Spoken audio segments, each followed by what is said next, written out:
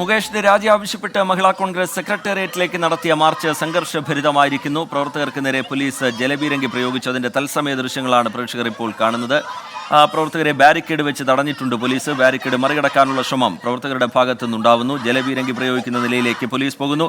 അജീഷ് ജയകുമാർ ചേരുന്നുണ്ട് ഏറ്റവും പുതിയ വിവരങ്ങളുമായി. അജീഷ്, എന്താണ് ഇപ്പോഴത്തെ സാഹചര്യം? അജീഷ്, രഞ്ജിത്ത്, അല്പസമയം മുമ്പാണ് മഹിളാ കോൺഗ്രസിന്റെ നേതൃത്വത്തിൽ മുകേഷ് MLA സ്ഥാനം രാജിവെക്കണമെന്ന് ആവശ്യപ്പെട്ടുകൊണ്ട് സെക്രട്ടേറിയറ്റിലേക്ക് മാർച്ച് നടത്തിയത്. മാർച്ച് പോലീസ് ബാരിക്കേഡ് വെച്ച് തടയുകയായിരുന്നു. ഇവിടെ എത്തി മുദ്രാവാക്യവുമായി എത്തിയ പ്രവർത്തകർ ബാരിക്കേഡ് മറികടന്ന് മതിൽ ചാടി കടക്കാനുള്ള ഒരു ശ്രമം നടത്തിയിരുന്നു. ഇത് വനിതാ പോലീസ് ഉദ്യോഗസ്ഥർ പ്രതിരോധിച്ചു. ഇതിനെ തുടർന്ന് 3 വട്ടം പോലീസ് ജലപീരങ്കി പ്രയോഗിച്ചു. പോലീസുമായി വനിതാ പ്രവർത്തകർ ഉന്തും തള്ളുമായി. ഏതാണ്ട് 30-ലധികം പ്രവർത്തകർ മഹിളാ കോൺഗ്രസ് പ്രവർത്തകർ ഈ സമരത്തിൽ അണിചേർന്നിട്ടുണ്ട്. ഇപ്പോൾ ഈ കവാടത്തിന് മുന്നിൽ, ഒന്നാം സമര ഗേറ്റിന് മുന്നിൽ പ്രവർത്തകർ നിന്ന് മുദ്രാവാക്യം വിളിക്കുകയാണ്. ലൈംഗിക അതിക്രമ കേസിൽ കുറ്റാരോപിതനായ മുകേഷ് MLA സ്ഥാനം രാജിവെക്കണമെന്ന് ആവശ്യപ്പെട്ടുകൊണ്ടാണ് മഹിളാ കോൺഗ്രസ് സമരം നടത്തിയത്. ഇന്നലെ യൂത്ത് കോൺഗ്രസിന്റെ നേതൃത്വത്തിലടക്കം മുകേഷിന്റെ വീട്ടിലേക്കും സമരമുണ്ടായിരുന്നു. ആ സമര പരമ്പരയിൽപ്പെട്ടതാണ് മഹിളാ കോൺഗ്രസും ഇന്ന് നടത്തിയ ഈ സമരം. സെക്രട്ടേറിയറ്റിന് മുന്നിൽ ഇപ്പോഴും മഹിളാ കോൺഗ്രസ് പ്രവർത്തകർ തടിച്ചു നിൽക്കുകയാണ്. പോലീസ് ചുറ്റും